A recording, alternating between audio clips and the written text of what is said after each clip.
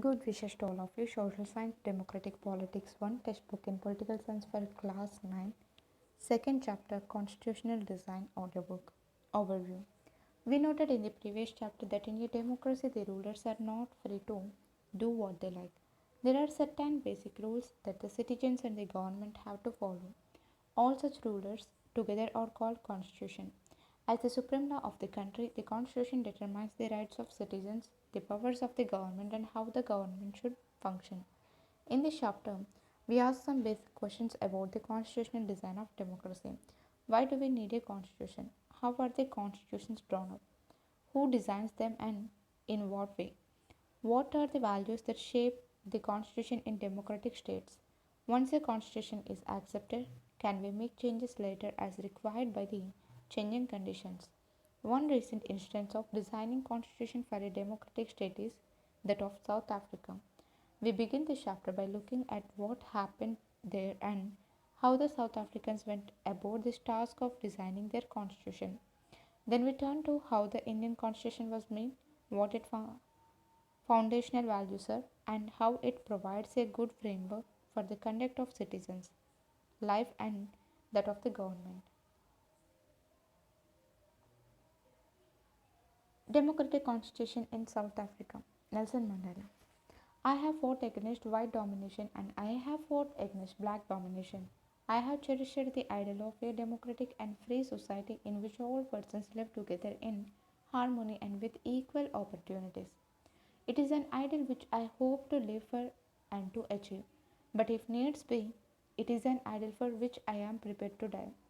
This was Nelson Mandela being tried for treason by the white South African government. He and seven other leaders were sentenced to life imprisonment in 1964 for daring to oppose the apartheid regime in his country. He spent the next 28 years in South Africa's most dreaded prison, Robben Island. 1. A signboard emblematic of the tense relations of the apartheid era 1953. 2. Sign on Durban Beach in English, Afrikaans and Zulu. In English, it reads City of Durban under Section 37 of the Durban Beach by laws. This bathing area is reserved for the sole use of members of the white race group. Okay. A struggle against apartheid. Apartheid was the name of a system of racial discrimination racial discrimination unique to South Africa. The white Europeans imposed this system on South Africa during the 17th and 18th centuries. The trading companies from Europe occupied it with the arms and force in the way they occupied India. But unlike India, a large number of whites had settled in South Africa and became the local rulers. The system of apartheid divided the people and labeled them on the basis of their skin color. The native people of South Africa are black in color. They made up about three-fourths of the population and were called blacks. Besides these two groups, there were people of mixed races who were called colored and people who migrated from India. The white rulers treated all non-whites as inferiors. The non-whites did not have voting rights. The apartheid system was particularly oppressive for the blacks. They were forbidden from living in white areas. They could work in white areas only if they had a permit. Trains, buses, taxis, hotels, hospitals, schools, and colleges, libraries, cinema halls, theaters, beaches, swimming pools, public toilets were all separate for the whites and blacks. This was called segregation. They could not even visit the churches where the whites worshipped. Blacks could not form association or protest against the terrible treatment. Since 1950, the blacks, colored, and Indians fought against the apartheid system. They launched protest marches and strikes. The African National Congress ANC was the umbrella organization that led the struggle against the policies of segregation. This included many workers' union and the Communist Party. Many sensitive whites also joined the ANC to oppose apartheid and played a leading role in this struggle. Several countries denounced apartheid as unjust and racist, but the white racist government continued to rule by detaining, torturing and killing thousands of black and colored people. Activity. Make a poster on the life and struggle of Nelson Mandela. If available, read some portions of this autobiography, The Long Walk to Freedom, in the classroom. Towards a new constitution, as protests and struggles against apartheid has had increased, the government realized that they could no longer keep the blacks under their rule, though represent. The white regime changed its policies, discriminatory laws were repealed, ban on political parties and restrictions on the media were lifted. After 28 years of imprisonment, Nelson Mandela walked out of the jail as a free man. Finally, at the midnight of 26 April 1994, the new national flag of the Republic of South Africa was unfurled, marking the newly born democracy in the world. The apartheid government came to an end, paving way for the formation of a multiracial government. Take a look at this cartoon. What would have happened in South Africa if the black majority had decided to take revenge on the whites for all their oppression and exploitation? How did this come about? Let us hear Mandela, the first president of this new South Africa, on his extraordinary transition. Historical enemies succeed in negotiating a peaceful transition from apartheid to democracy exactly because we were prepared to accept the inherent capacity for goodness in the other.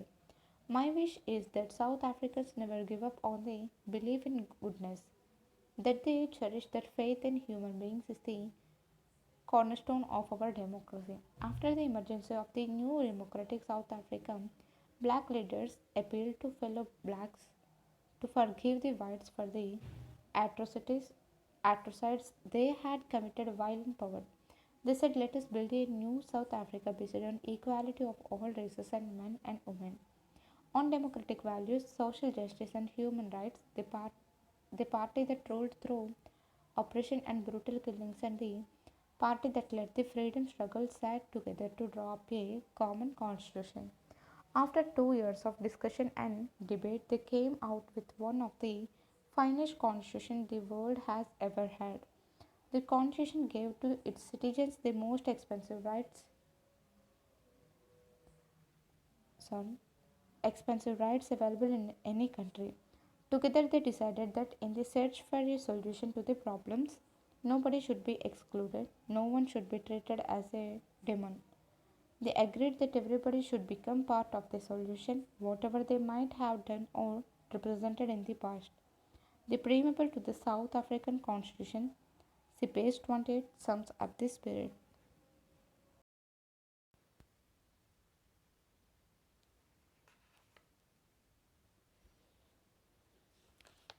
The South Africa Constitution inspires Democrats all over the world. A state denounced by the entire world till 1994 as the most undemocratic one is now seen as a model of democracy. What made this change possible was the determination of the people of South Africa to work together to transform bitter experiences into the binding glue of a rainbow nation. Speaking on the South African Constitution, Mandela said, the Constitution of South Africa speaks of both the past and the future.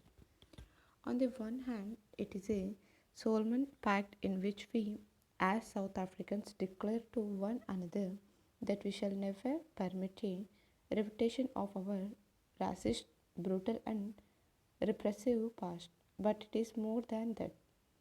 It is also a charter for the transformation of our country into one which is truly shared by all its people, a country which, in the fluid sense, belongs to all of us, black and white, women and men. Take a look at this image. This image captures the spirit of South Africa today. South Africans call themselves a rainbow nation. Can you guess why? For more details about South Africa, visit this website. Okay, check your progress. Does the story of South African struggle for freedom remind you of the Indian national movement? Make a list of similarities and dissimilarities between the two on the following points. Nature of colonialism, colonialism, relationship between different communities, leadership, Gandhi by Mandela, party that led the struggle, African National Congress, Indian National Congress, method of struggle. Why do we need a constitution?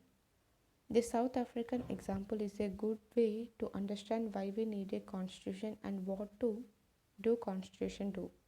The oppressor and the oppressed in this new democracy were planning to live together as equals. It was not going to be easy for them to trust each other. They had their fears. They wanted to safeguard their interests. The black majority was keen to ensure that the democratic principle of majority rule was not compromised. They wanted substantial social and economic rights. The white minority was keen to protect its privileges and property.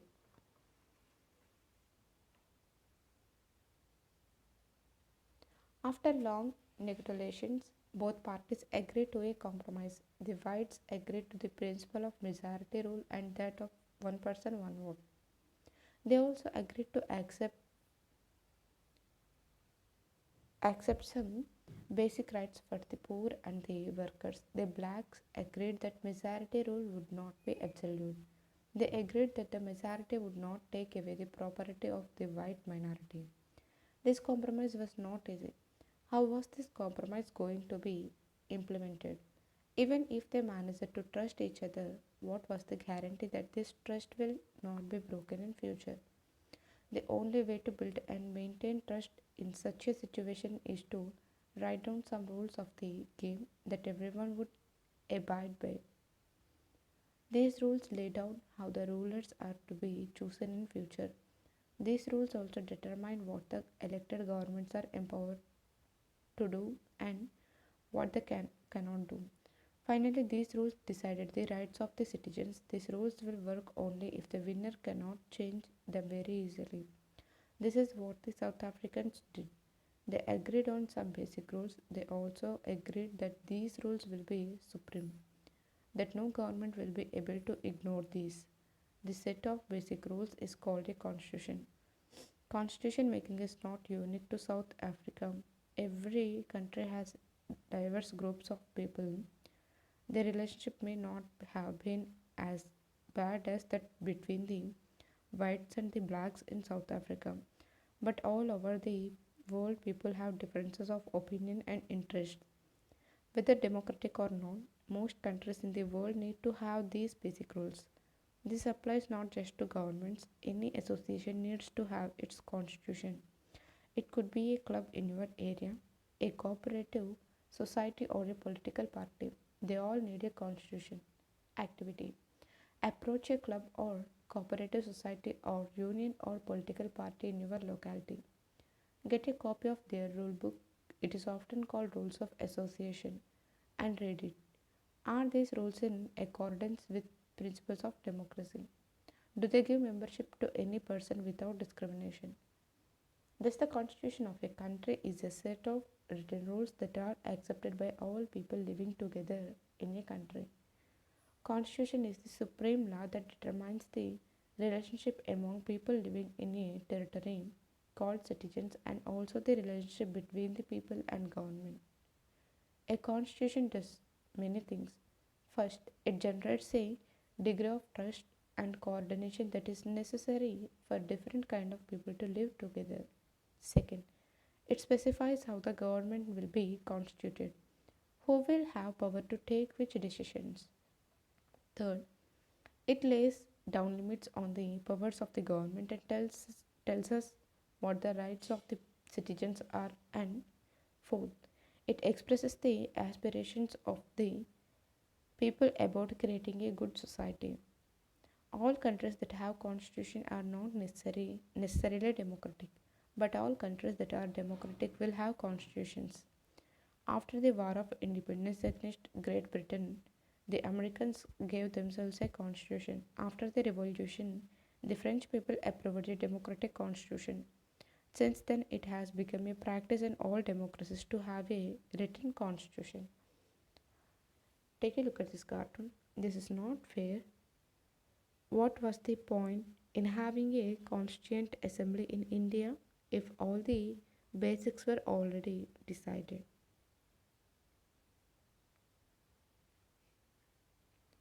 Making of the Indian Constitution.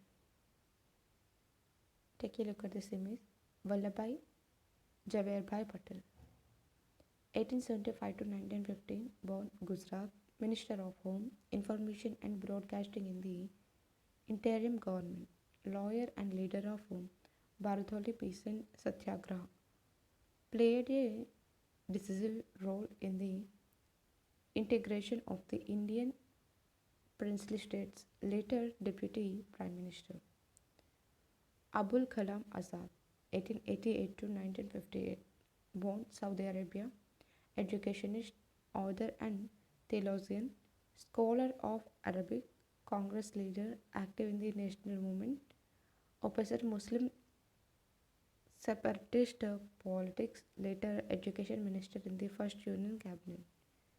T.T. Krishnamachari, 1899 to 1974, born Tamil Nadu, member, drafting committee, entrepreneur and Congress leader, later finance minister in the Union cabinet.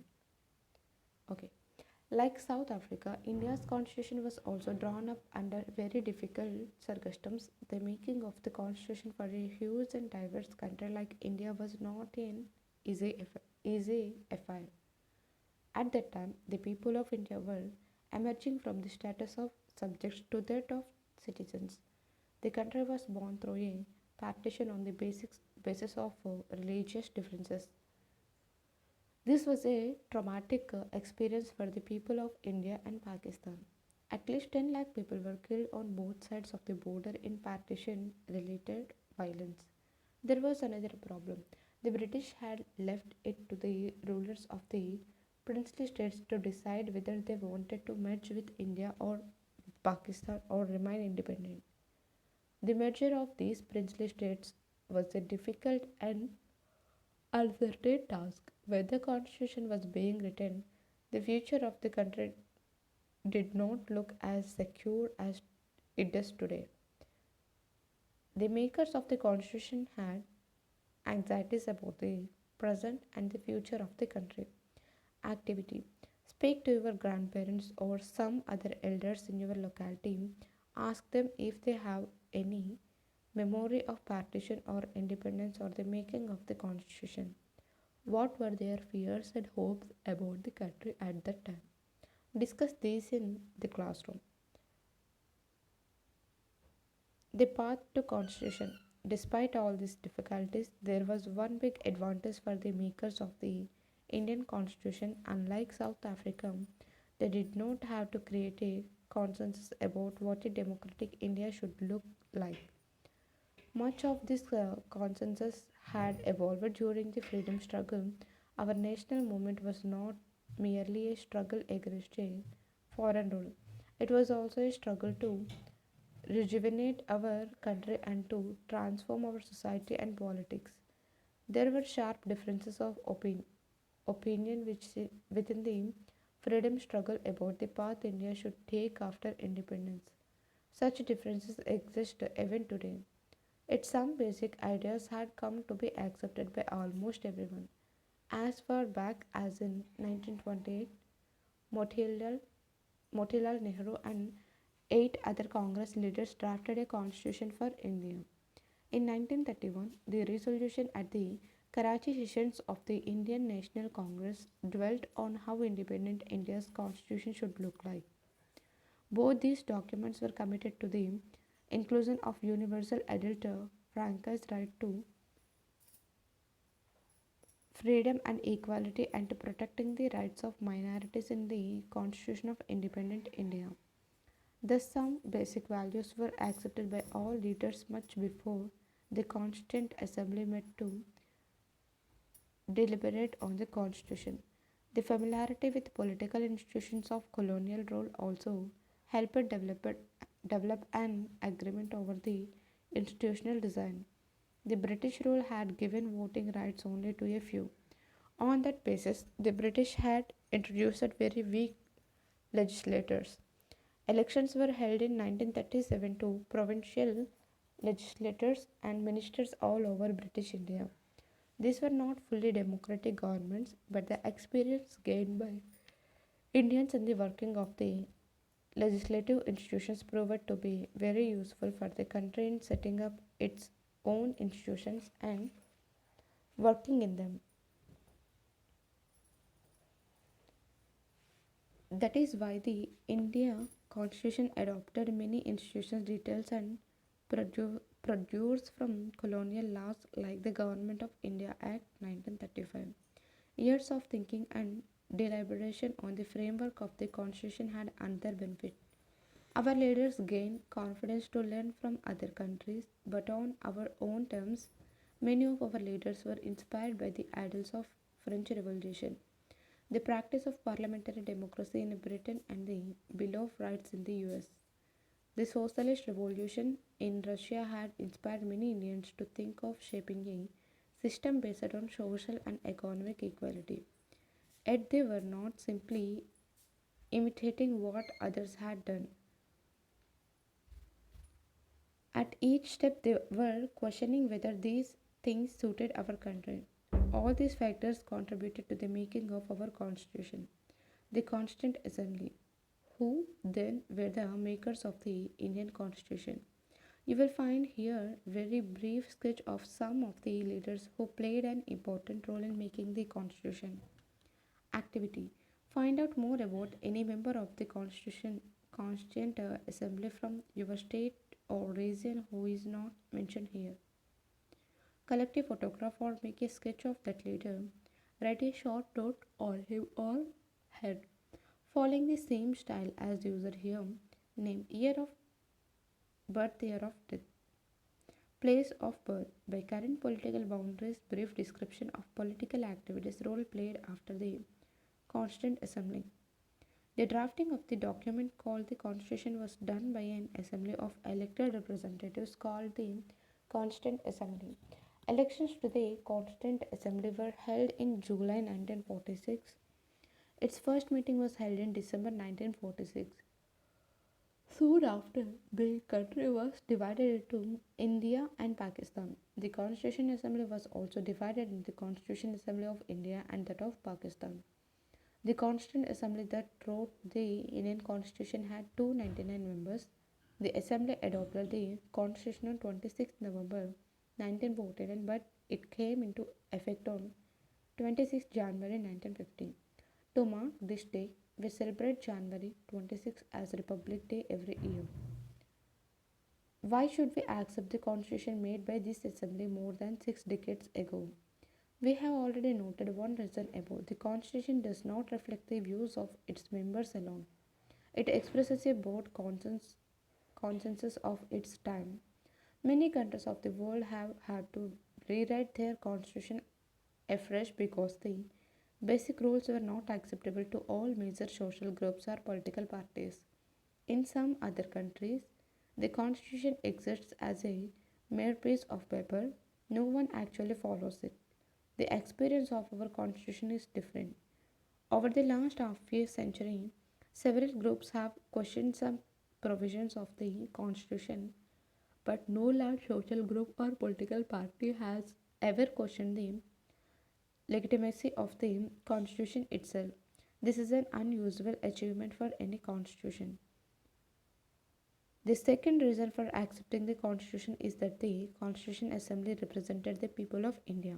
There was no universal adult term franchises at that time.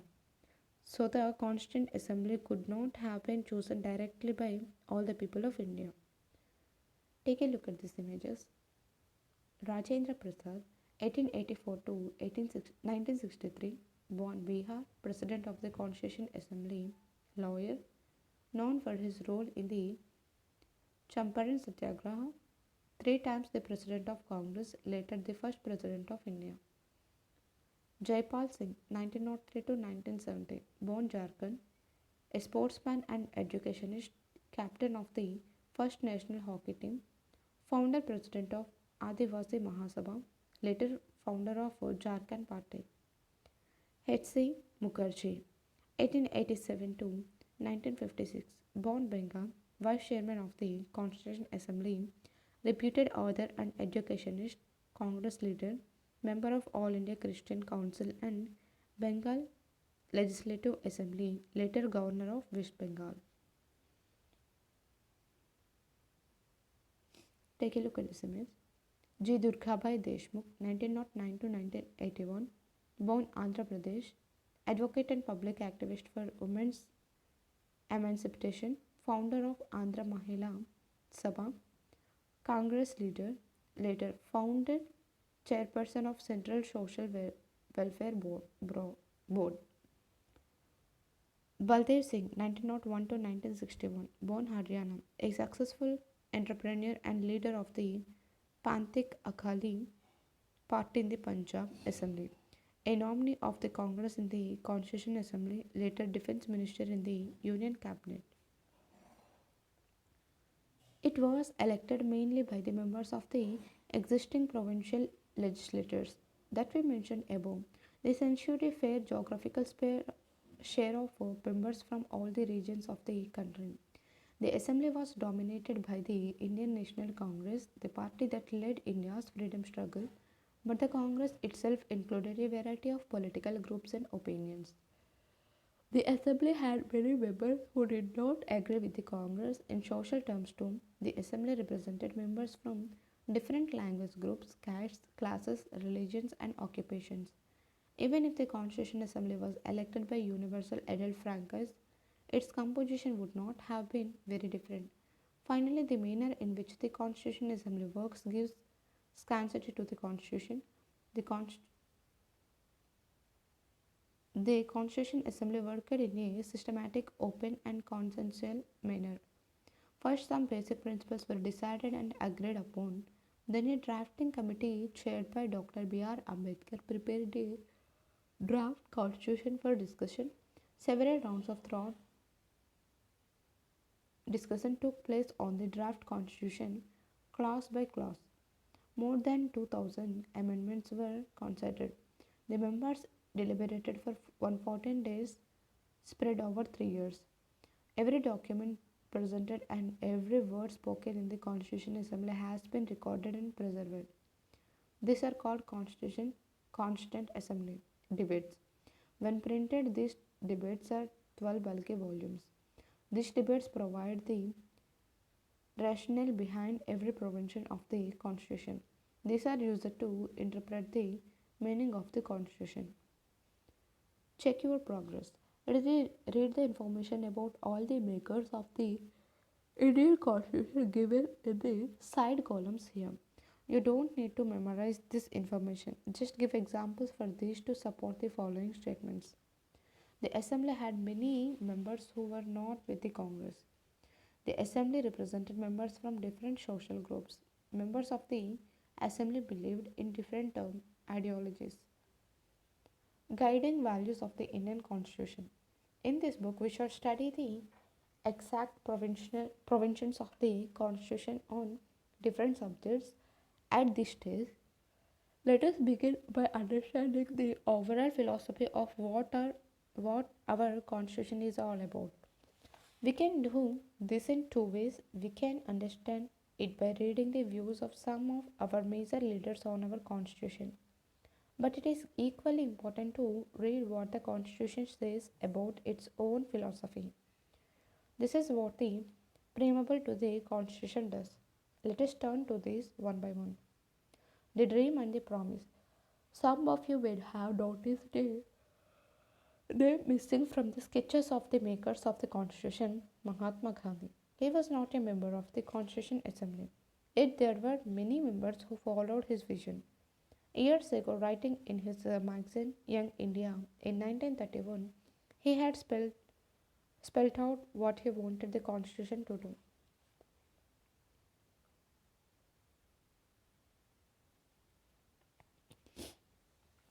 Take a look at these images.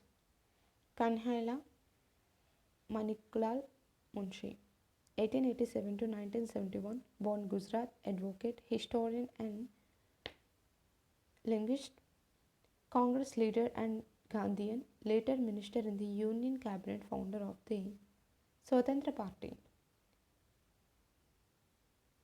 Bhimrao Ramji Ambedkar, 1891 to 1956, born Madhya Pradesh, chairman of the drafting committee, social revolutionary thinkers and agitated against caste divisions and caste-based inequalities, later law minister in the first cabinet of post-independence India, founder of Republican Party of India.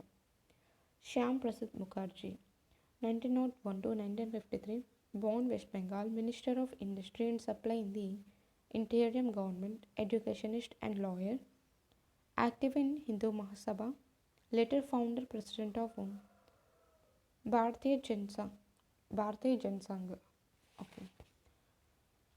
I shall strive for a constitution which will release India from all thraldom and patronage. I shall work for an India in which the poorest shall feel that it is their country in whose making they have an effective voice.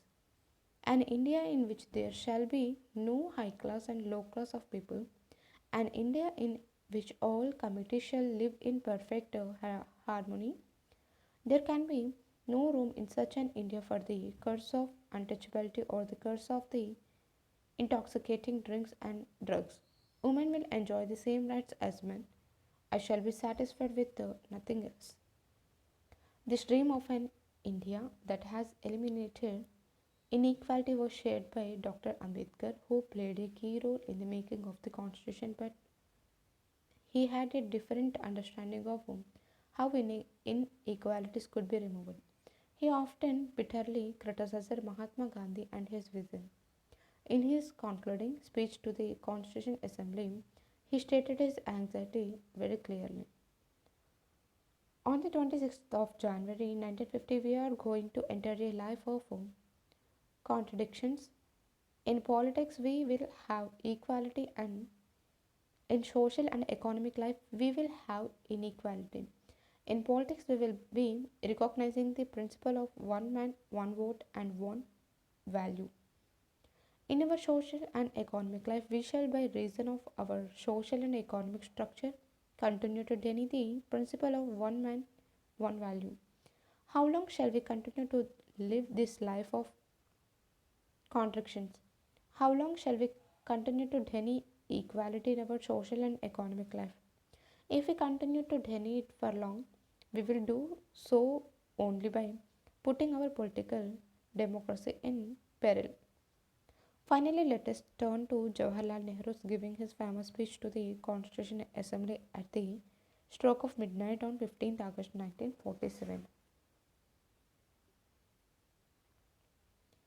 Long years ago, we made a trust with the destiny, and now the time comes when we shall redeem our pledge, not only or in full measure, but very sustain, substan- sorry, substantially. At the stroke of the midnight hour, when the world sleeps, India will awake to life and freedom. A moment comes, which comes but rarely in history, when we step out from the old to the new, when an age ends, and when the soul of a nation, long suppressed, finds utterance. It is fitting that at this solemn moment we take the pledge of dedication to the service of India and her people and to the still large cause of humanity. Freedom and power bring responsibility. The responsibility rests upon this assembly, a sovereign body representing the sovereign people of India. Before the birth of freedom, we have endured all the periods of labor, and our hearts are heavy with the memory of this sorrow. Some of those pains continue even now. Nevertheless, the past is over, and it is the future that beckons to us now. That future is not one of ease or resting, but of insistent striving so that we may fulfill the pledges we have so often taken and the one we shall take today. The service of India means the service of the millions who suffer. It means the ending of poverty and ignorance and disease and inequality of opportunity. The ambition of the greatest man of our generation has been to wipe every tear from every eye. That may be beyond us, but as long as there are tears and suffering, so long our work will not be over. Take a look at these images. Jawaharlal Nehru, 1889 to 1964, born Uttar Pradesh, Prime Minister of the Interim Government, lawyer and Congress leader, advocate of socialism, democracy, and anti imperialism, later first Prime Minister of India. Sarojini Naidu, 1879 to 1949, born Andhra Pradesh, poet, writer, and political activist, among the foremost women leaders in the Congress later government of Uttar Pradesh. Somnath Lahiri, 1901 to 1984, born West Bengal, writer and editor, leader of the Communist Party of India, later member of West Bengal Legislative Assembly. Check your progress. Read the three quotations above carefully. Can you identify one idea that is common to all these three? These three. What are the differences in their ways of expressing that common idea? Philosophy of the Constitution. Values that inspired and guided the freedom struggle and were, in turn, narrated by it, formed the foundation for India's democracy. These values are embedded in the preamble of the Indian Constitution. They guide all the articles of the Indian Constitution. The Constitution begins with a short statement of its basic values. This is called the preamble to the Constitution. Taking inspiration from American model, most countries in the contemporary world have chosen to begin their constitutions with a preamble.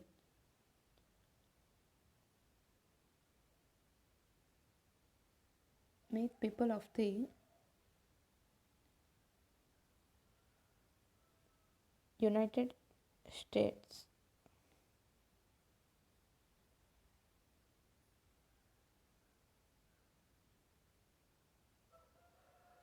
In order to form a more perfect union, establish justice, ensure domestic tranquility, provide for the common defense, promote the general welfare, and secure the blessings of liberty to ourselves and our posterity, do ordain and establish this Constitution for the United States of America. May the people of South Africa recognize the injustice of our past, honor those who suffered for justice and freedom in our land, respect those who have worked to build and develop our country, and believe that South Africa belongs to all who live in it, united in our diversity. We therefore throw our freely elected representatives about this constitution as the supreme law of the republican so as to deal the divisions of the past and establish a society based on democratic values, social justice, and fundamental human rights. Lab the foundations for a democratic and open society in which a government is based on the will of the people and every citizen is equally protected by law.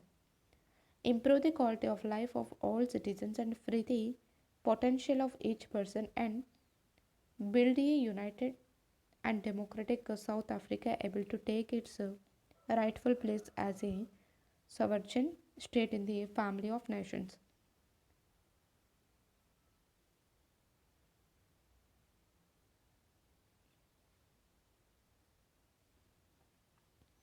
LA God protect our people.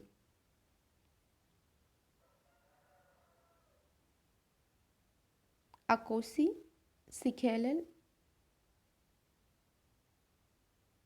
Africa, Elorena, Bolaka, Sechabasa, Heso.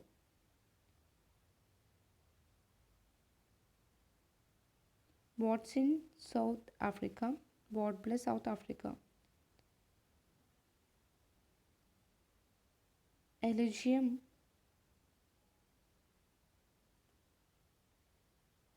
Tertiosheta Africa, Dosi Katekiza Africa. I don't understand this, but I'm trying to read this. If there is a mistake, please excuse me. We the people of India. The constitution has been drawn up and enacted by the people through their representatives and not handed down to them by a king or any outside powers. Sovereign. People have supreme right to make decisions on internal as well as external matters. No external power can dictate the government of India. Socialist. Wealth is generated socially and should be shared equally by society. Government should regulate the ownership of land and industry to reduce socio-economic inequalities. Secular. Citizens have complete freedom to follow any religion, but there is no official religion. Government treats all religious beliefs and practices with equal respect. Democratic. A form of government term where people enjoy equal political rights, elect their rulers, and hold them accountable. The government is run according to some basic rules. Republic. The head of the state is an elected person and not a hereditary position. Justice. Citizens cannot be discriminated on the grounds of caste, religion, and gender. Social inequalities have to be reduced. The government should work for the welfare of all, especially of the disadvantaged groups. Liberty. There are no unreasonable restrictions on the citizens in what they think, how they wish to express their thoughts, and the way they wish to follow up their thoughts and action. Equality. All are equal before the law. The traditional social inequalities have to be ended. The government should ensure equal opportunity for all. Fraternity. All of us should behave as if we are members of the same family. No one should treat a fellow citizen as inferior. Let us read the preamble of our Constitution very carefully and understand the meaning of each of its keywords. The preamble of the Constitution reads like a poem on democracy. It contains the philosophy on which the entire Constitution has been built. It provides a standard to examine and evaluate any law and action of government to find out whether it is good or bad. It is the soul of the Indian Constitution. We, the people of India, having solemnly resolved to constitute India into a sovereign, socialist, secular, democratic republic, and to secure to all its citizens justice, social, economic, and political liberty of thought, expression, belief, faith, and worship, equality of status and of opportunity, and to promote among them all fraternity, assuring the dignity of the individual and the unity and integrity of the nation. In our Constituent Assembly, this 26th day of November 1949, do hereby adopt, enact, and give to ourselves this Constitution. Check your progress. Compare the preambles to the constitutions of the United States of America, India, and South Africa. Make a list of ideas that are common to all these three. Note down at least one of the major differences among these. Which of the three makes a reference to the past? Which of these does not evoke God? Institutional design. A constitution is not merely a statement of values and philosophy. As we noted above, a constitution is mainly about embodying these values into institutional arrangements. Much of the document called Constitution of India is about these arrangements. It is a very long and detailed document. Therefore, it needs to be amended quite regularly to keep it updated. Those who crafted the Indian Constitution felt that it has to be in accordance with people's aspirations and changes in society. They did not see it as a sacred, static, and unalterable law. So they made provisions to incorporate changes from time to time. These changes are called constitutional amendments. The Constitution describes the institutional arrangements in a very legal language. If you read the Constitution for the first time, it can be quite difficult to understand, yet the basic institutional design is not very difficult to understand. Like any constitution, the Indian Constitution lays down a procedure for choosing persons to govern the country. It defines who will have how much power to take which decisions, and it puts limits to what the government can do by providing some rights to the citizen that cannot be violated. The remaining three chapters in this book are about these three aspects of the working of Indian Constitution. We shall look at some key constitutional provisions in each chapter and understand how they work in democratic politics. But this textbook will not cover all the salient features of the institutional design in the Indian Constitution. Some other aspects will be covered in your textbook next year. Apartheid, the official policy of racial separation and ill treatment of blacks followed by the government of South Africa between 1948 and 1989. Clause, a distinct section of a document. Constituent Assembly, an assembly of people's representatives that writes a constitution for a country. Constitution, supreme law of a country containing fundamental rules governing the politics and society in a country. Constitutional amendment, a change in the constitution made by the supreme legislative body in our country, in a country. Draft, a preliminary version of a legal document. Philosophy, the most fundamental principles underlying one's thoughts and actions. Preamble, an introductory statement in a constitution which states the reason and guiding values of the constitution. Treason, the offense of attempting to overthrow the government of the state to which the offender owes allegiance. Trust, a meeting or meeting place that has been agreed upon. Exercises. Here are some false statements. Identify the mistakes in each case and rewrite these correctly based on what you have read in this chapter. A. Leaders of the freedom movement had an open mind about whether the country should be democratic or not after independence. B. Members of the Constituent Assembly of India held the same views on all provisions of the Constitution. C. A country that has a constitution must be a democracy. The constitution cannot be amended because it is the supreme law of a country. 2. Which of these was the most salient underlying conflict in the making of a democratic constitution in South Africa? A. Between South Africa and its neighbors. B. Between men and women. C. Between the white majority and the black minority. D. Between the colored minority and the black majority.